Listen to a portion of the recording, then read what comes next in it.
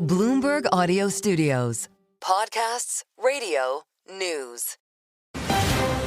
You're listening to the Bloomberg Balance of Power podcast. Catch us live weekdays at noon and 5 p.m. Eastern on Apple CarPlay and Android Auto with the Bloomberg Business app. Listen on demand wherever you get your podcasts or watch us live on YouTube. Wall Street again bumping into Washington, and a looming decision now for President Trump on what to do, whether to join Israel offensively against Iran. He's back at the White House today, as we told you, having left the G7 in Canada early to deal with these matters. And we've seen a flurry of posts on Truth Social demanding unconditional surrender in one case to Iran, and going even further to write about Iran's supreme leader. We know exactly, he writes, where the so-called supreme leader is hiding. He is an easy target, but is safe there. We're not going to take him out. He writes, kill in parentheses, at least not for now. But we don't want missiles shot at civilians or American soldiers. Our patience is wearing thin.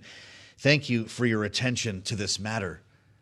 The question, of course, whether the U.S. should go further than providing logistical support to the Israeli military, the Israeli Air Force, the IDF, whether, in fact, the U.S. should put American air crews in B-2 bombers to deliver bunker-busting bombs that are needed to get to the deep underground enrichment facilities like Fordo that we've talked about inside Iran.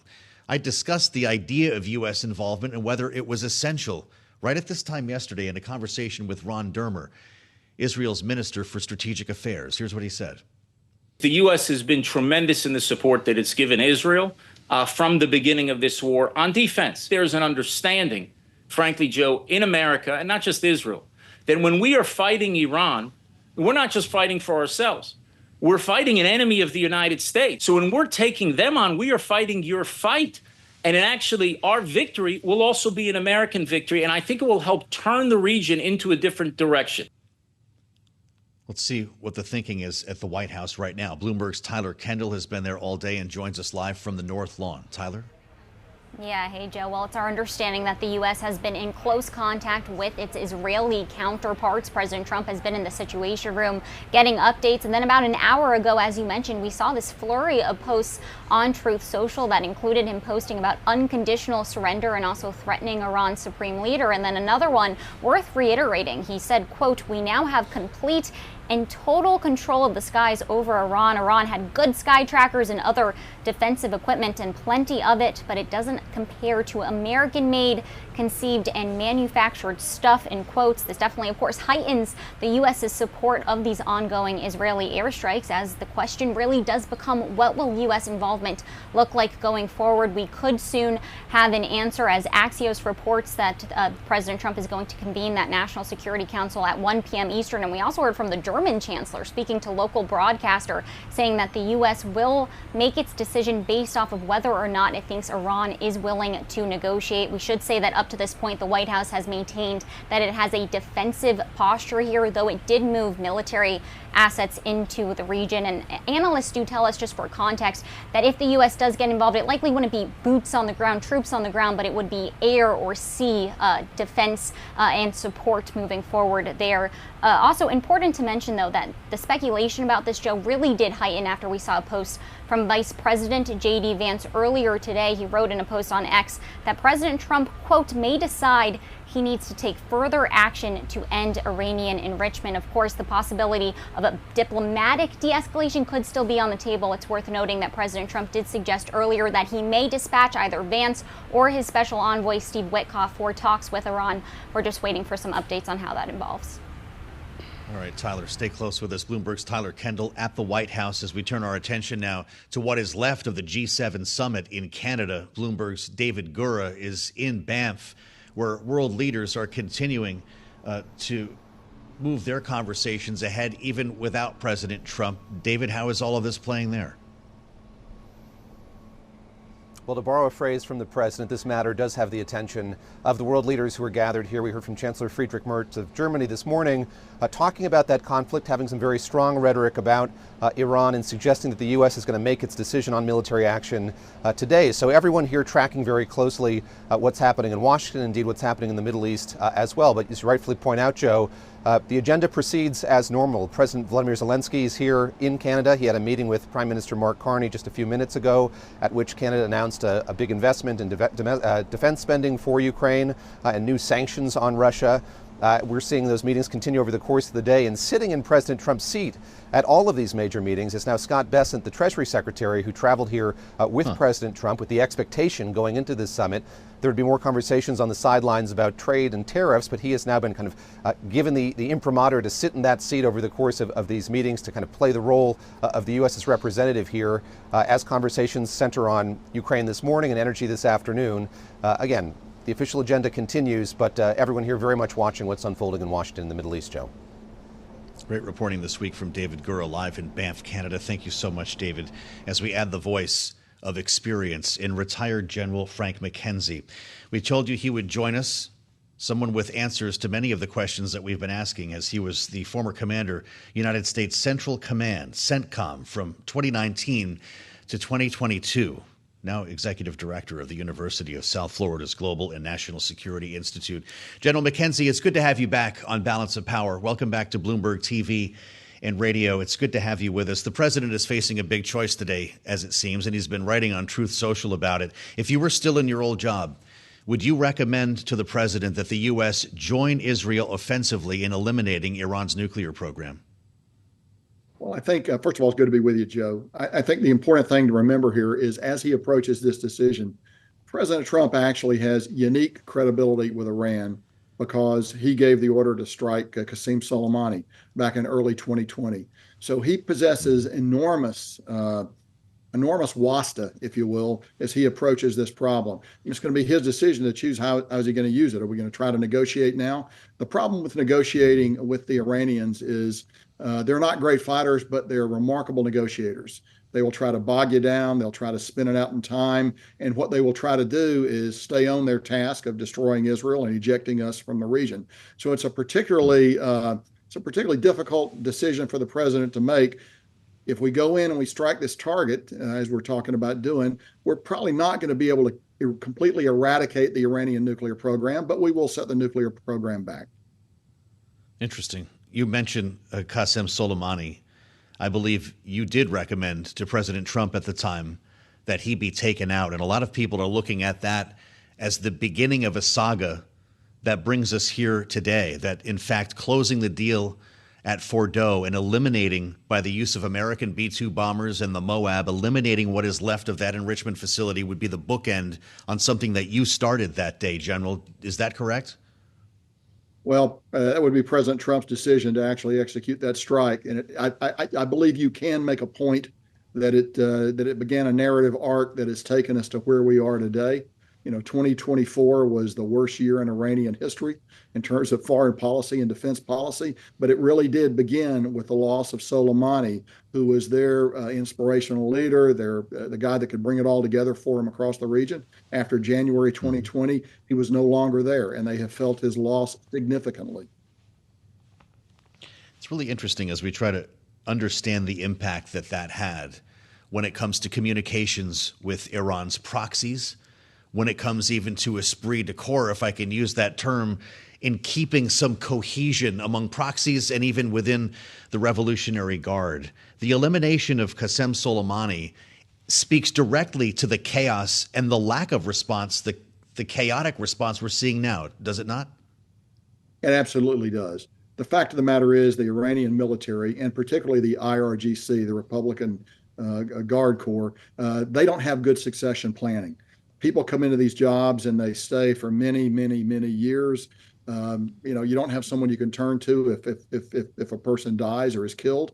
And they felt that very keenly. They felt it in the loss of Soleimani. We see it right now in the loss of their equivalent of their chairman and equivalent in the loss of the IRGC commander. It is having a profound effect on Iranian decision making. It's crippling it. It's making it very hard for them to come to coordinated positions on how to respond. And we see that every day in their ineptitude. General McKenzie, we're getting headlines from Iranian state media right now that Iran will soon launch what they're calling a punitive operation against Israel. I'm reading these with you for the first time, citing Iran's chief of staff of armed forces on this operation, urging Israelis to evacuate Tel Aviv and Haifa. How should Israel respond to headlines like these, and is the Iron Dome enough to keep them safe? The waves of Iranian attacks have had minimal success. I know that's easy for me to say here in the United States when buildings have been destroyed in Israel, but the Israeli success rate with their various systems, far beyond Iron Dome, has actually been pretty remarkable. The Iranians have thrown about all they can throw at Israel. There's not some secret deadly weapon out there waiting to be employed. They just don't have it. You'll see more of the same against Israel. I predict what will happen over time is that Israeli defenses will grow increasingly effective as they solve the way the Iranians are attacking. And the Iranians don't have an endless supply of these weapons as well. We've been surging equipment into the theater, as I'm sure you know, more than 24 tankers, air-to-air refuelers. We're steering the USS Nimitz strike carrier group into the region. What does this collection of material illustrate to you that we may be preparing for? First of all, it illustrates the excellence of the joint force, and our capabilities are global. We can flex anywhere very quickly. I think it's prudent planning by the Department of Defense. It's all about giving the president options. The decision to whether or not we're going to strike Iran is going to be a political decision. That is not a military decision. But what you want to do is ensure that the president has all the tools necessary to make that decision or to defer that decision if that's what he wants to do and protect our forces in the region.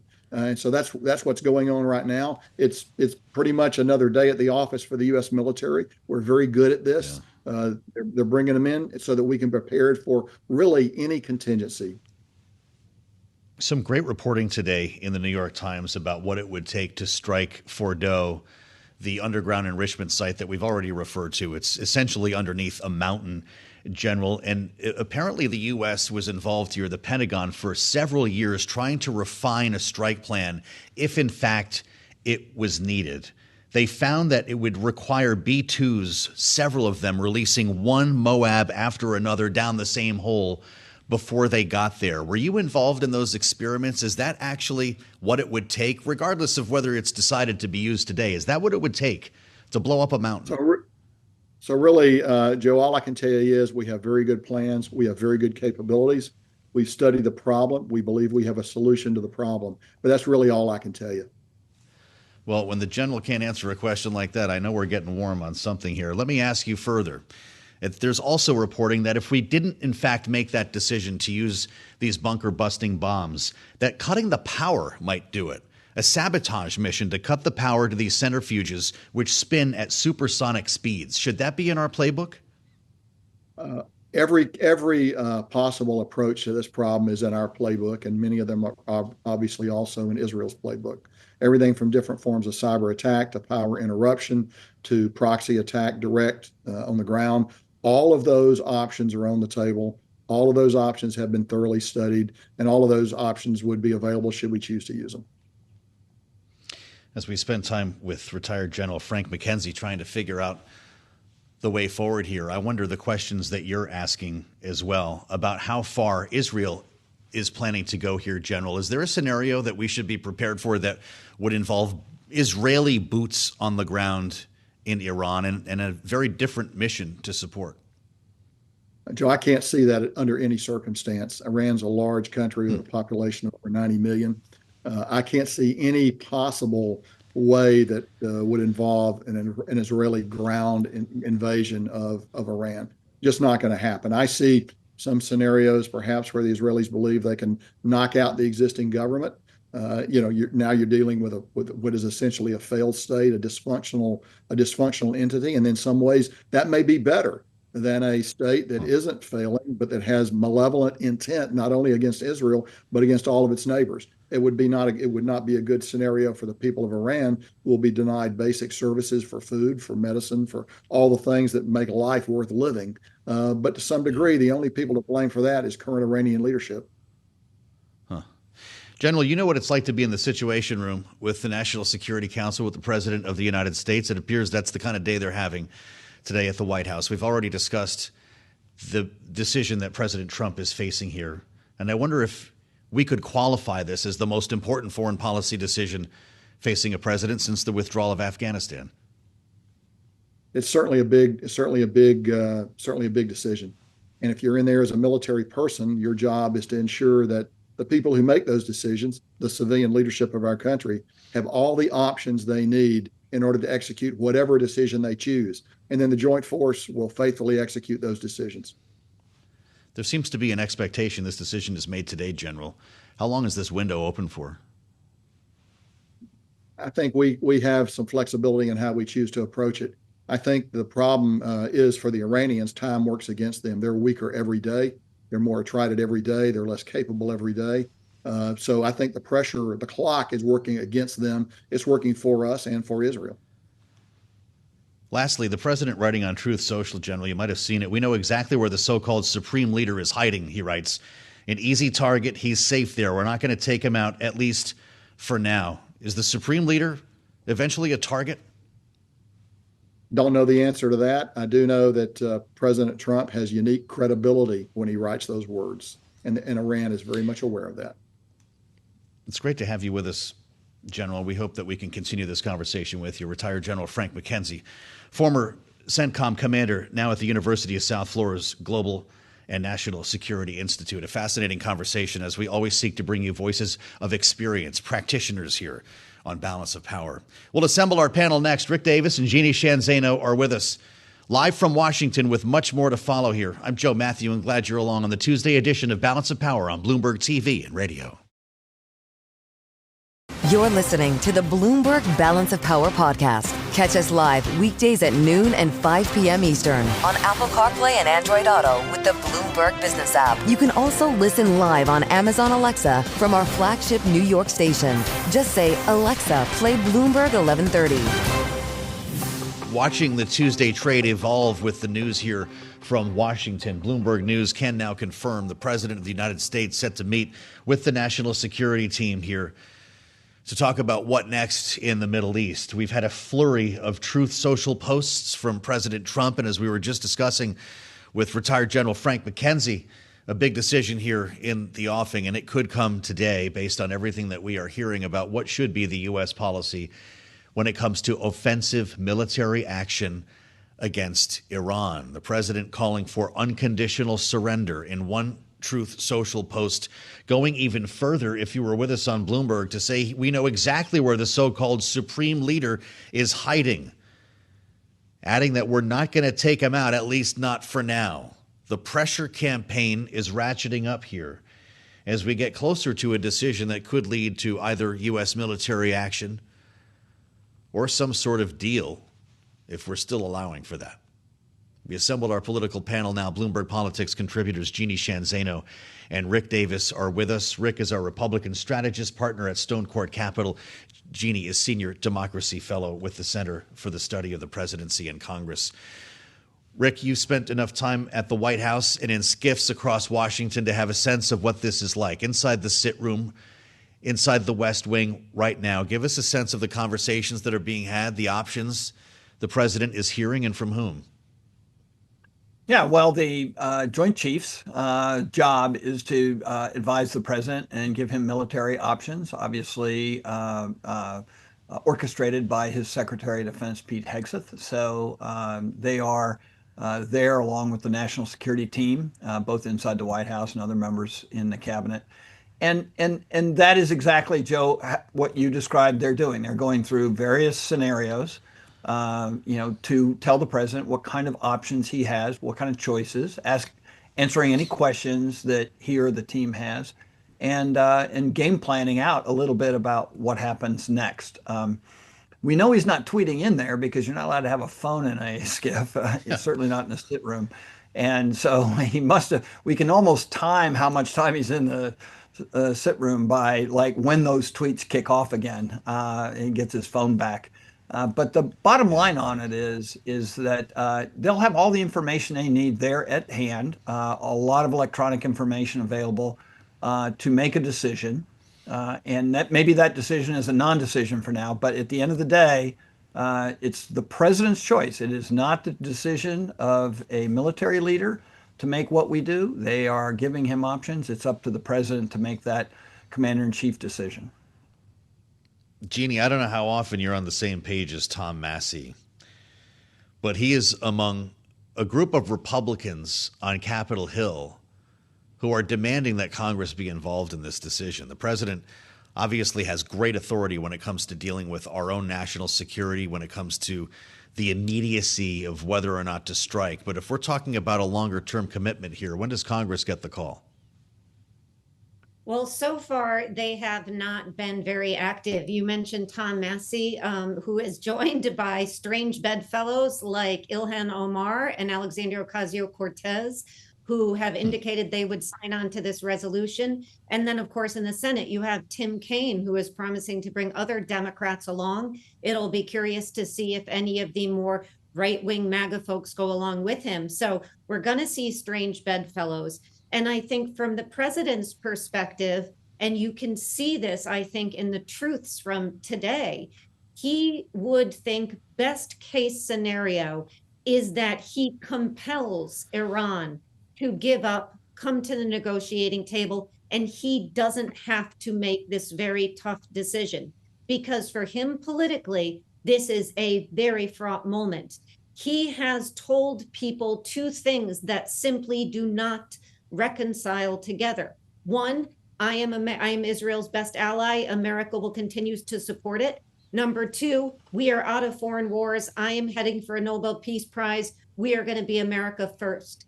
Those two promises are irreconcilable, and he is being called to the mat on those by those on the MAGA right, which is why you're seeing the vice president who speaks MAGA speaking to them on Twitter today and saying, give the president some space. He's earned your trust. He's only going to do what's in the best interest of the American public. But remember, the use of troops for that reason is the same defense every president of the United States gives. And Donald Trump made a career of attacking George Bush, Barack Obama, Joe Biden, I can go on and on, Hillary Clinton, for using U.S. troops on foreign soil for exactly the same reason. So he's in a conundrum. Best case scenario, he doesn't have to make a decision, but I think he's not going to get that. He's probably going to have to make it, and it's going to put him in a politically charged position. Rick, where are you on Congress's role in all of this? How long does Donald Trump have to act independently before lawmakers need to have a say? Oh, I think that historically presidents have been given long lead time. Throughout the ages, presidents have been able to act in an offensive fashion. Bill Clinton intervened in the Bosnia War without permission from Congress. Go back to presidents like Nixon and others. So there's a lot of history to giving the president of the United States flexibility, especially in urgent situations such as this, right? This does not correspond with a debate in Congress that could last weeks. This is a moment in time. U.S. needs to act, and the president, I think, will be given plenty of leeway. Remember, too, there are a lot of bipartisan support for hemming in Iran. This is not just a Republican idea. A lot of hawks in the Democratic Party see this as an opportunity to finally rid the Middle East of the biggest troublemaker that we've had in our lifetimes. And so I think you'll find both bipartisan opposition to this, but also bipartisan support for anything that the president wants to do to end the scourge of Iranian troublemaking in the region. Jeannie, when you hear the president's comments, particularly from last evening on Air Force One, we are looking for better than a ceasefire, he said. Better than a ceasefire, a real end. Which is why people are wondering if he is, in fact, thinking seriously about committing the U.S. military to this, to take part in Israeli strikes against Iran. When you hear talk like that, does that tell you that Donald Trump will make this decision today in the sit room with his military advisors, or that actually Iran will make this decision based on how it responds? I think the president probably is committed to where he wants to take this already. I think that's why he came back. I think that's why we're seeing the messages we are seeing from the president, the vice president, Pete Hegseth on Fox News last night. Sure, his mind could be changed if he gets some new information. But I think he knows where he wants to go, and that is where he has been a long time. Iran cannot have nuclear weapons. The challenge for him is he blew up the deal in 2018 that would have left us in a much better position than we are right now. And now he's got to make a tough decision. Yes, he hopes that Iran completely capitulates, completely surrenders. But you talk to Iran experts and they say, how can Iran do that at this point? In the future, they might. But at this point, how can they? Number one, they have lost faith in the president of the United States, Donald Trump, because they don't feel like he was being completely open and honest with them about the negotiations that were occurring. And so that's something he's going to have to overcome if he really wants a substantive negotiation with them on this. And number two, is he really going to backtrack on his no nuclear weapons for Iran? I read that truth to say that he really does want regime change, which many people do, but he doesn't want to make the difficult decision as to how you get there. And he may just have to in the next couple hours. Well, that's pretty interesting. Rick, when you consider the options here, Donald Trump could simply let Israel keep hammering away at Iran and hope for the people to rise up, or maybe an alternate approach to eliminating the centrifuges. But as General McKenzie said, the Iranians are better negotiators than they are fighters. And I think he said they're bad fighters and great negotiators. Based on the history of this conversation, why should the U.S. even take Iran seriously as a credible actor at a negotiating table? Yeah, I think that Donald Trump has always felt that threats and coercions are the way to go with the Iranians. He's probably more right than wrong. I mean, Frank McKenzie has got an enormous amount of experience dealing with the Iranians. But remember, too, the Iranians have a death squad, trying to take out Donald Trump for the assassination of Soleimani. I mean, these are not like normal negotiations among interested parties. I mean, this is the strangest group of people you're ever going to meet with. Hey, we'd like to negotiate with you while we're trying to kill you. So if you have conditions like that, you have to assume that Donald Trump's going to use equal, if not more, lethal ways of dealing with the Iranians. And so I just want to, this is not like negotiating a real estate deal. Right. You've got a situation here where Iran does not play by any rules of modern society, and therefore they are now vulnerable to those who have the power to prey upon them. And at the end of the day, if you want a peaceful Middle East, you're going to have to deal with the biggest troublemaker in the region, and that's Iran. And Iran has been unwilling to contain their ambitions. Jeannie, I've got less than a minute here. If the president decides to attack and he loses MAGA, can he win them back? He absolutely could, but there might be a fissure there. But let's not forget, we just got out of Afghanistan. Who controls that country now? The Taliban. It is not just we attack regime change and we live in a peaceful Middle East. The president, the United States, all of our allies have to answer, what is the day after? What is next? What is this new regime you're hoping for? We need to hear about that from the president of the United States if he decides to attack. What is the end of this entire thing? Great conversation with our great panel. Rick Davis and Jeannie Shanzano, Bloomberg Politics contributors. Thank you both for the insights. You're listening to the Bloomberg Balance of Power podcast. Catch us live weekdays at noon and 5 p.m. Eastern on Apple CarPlay and Android Auto with the Bloomberg Business app. Listen on demand wherever you get your podcasts or watch us live on YouTube. A lot to look forward to with regard to our special Fed coverage as well. That's tomorrow with the meeting getting underway here, and that's always our pleasure because Michael McKee is in town when the Fed gets together. The FOMC means Michael McKee is with us at the desk here, Bloomberg International Economics and Policy Correspondent. It's great to see you. I don't know how bullish you're feeling or how bullish Jay Powell is feeling. We don't get a cut tomorrow or a change in rates, but we might start hearing some hints. What do you think? Well, Wall Street should be looking for hints. Okay. The question is, how much of a hint does the Fed want to give them? And I don't think it's going to be a whole lot because they don't know anything either. We are getting a new summary of economic projections, their forecasts for GDP, unemployment, and inflation. And then we get the new dot plot. Wall Street is kind of betting that they're going to raise the unemployment forecast and raise the inflation forecast, which would suggest slower growth, but not do a whole lot about it. In the dot plot, maybe cut from 2 cuts this year to 1 cut.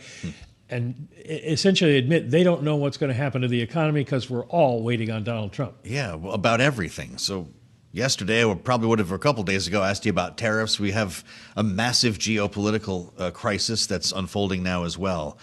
Donald Trump's in the White House as we're talking to you, trying to figure out whether the U.S. should join Israel offensively against Iran.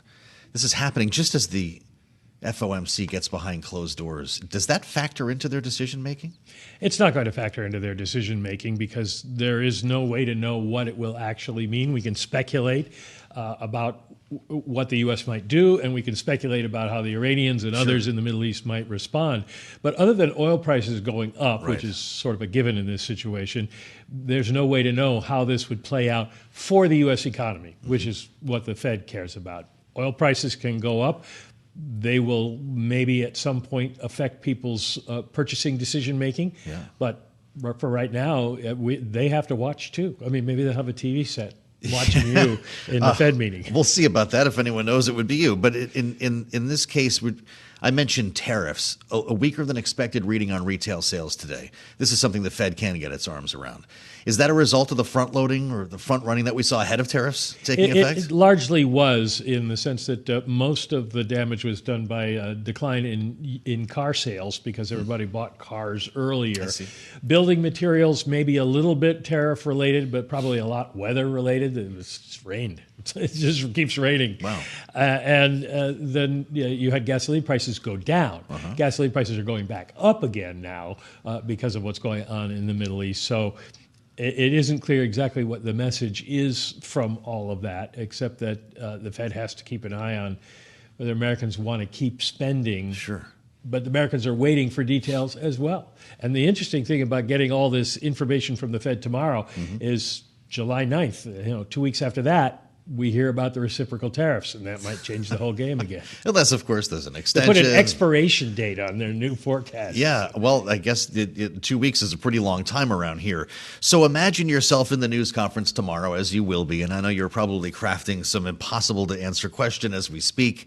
What's the tone, what's the posture for Jay Powell in the midst of all this uncertainty? Is it just like the last news conference? I think so. I think he wants to avoid making news as much as possible. He'll say that we are focused on the economy and we will take in all of the president's policies in terms of what they mean for the economy and for our mandate. And we just don't have enough information now to decide. And he'll kind of leave it at that because there's no percentage in him making the president mad. We already know the president is mad at him. And there's no percentage in upsetting Wall Street at this point because there's plenty of other things that Wall Street has to worry about. Well, there's a lot of other things that Donald Trump has to worry about as well. You wonder if we don't get the missives on Truth Social tomorrow because we actually do have an international crisis underway. Yeah, I suspect that we might not, but it could be overnight that he sends out some note that I don't expect Too Late Jay to, or whatever he calls him, right? Too Late Powell. Is Scott Bessent the next Fed chair? My guess what do you make of this conversation? My guess would be no. I think. Where did this come from this week? Well, it's the Wall Street game. You float people's names and see what the reaction is, and the reaction has not been overwhelmingly, yeah, we got to have him. And Bessent is kind of busy with a whole bunch of other things for the president at this point, and it is easier for the president to imagine another Fed chair, someone like Kevin Warsh, who he's already touted as a potential Fed chair, than to come up with another name for Treasury who would be able to fit into the roles that Bessent has played. liaison to Wall Street, right? Negotiator with foreign countries in terms of trade and things like that. I mean, they're perfectly qualified people, but they also have to satisfy the MAGA side of the party. So it'd be harder for him maybe to get a new Treasury Secretary than a Fed chair. That's a lot of needles to thread. You've covered this complex for some time. What do you make of all these roles that the Treasury Secretary is suddenly balancing? Did he even know he was going to be doing this? Probably not. I mean, it seems to be an ad hoc process over at the White House, but this is not necessarily new. Yeah. During the Clinton administration, Bob Rubin and the folks at Treasury surpassed the State Department. They became the prime policy implementers for the president because we had an economic crisis in the world. We had the Asian financial crisis. And then we saw Treasury under George W. Bush with Hank Paulson also take the leading role once we had the financial crisis. And this is a time when the crises, now Israel, Iran may be different, but the crises that we have been facing that Trump may be causing are on the financial side. So it puts Treasury in the driver's seat in terms of implementing this stuff and in terms of talking to everybody else in the world. Fascinating. Great to have you with us here. We'll connect tomorrow on the Fed. Michael McKee, Bloomberg International Economics and Policy Correspondent, with us here on Balance of Power. Thanks for listening to the Balance of Power podcast. Make sure to subscribe if you haven't already at Apple, Spotify, or wherever you get your podcasts. And you can find us live every weekday from Washington, D.C. at noontime Eastern at Bloomberg.com.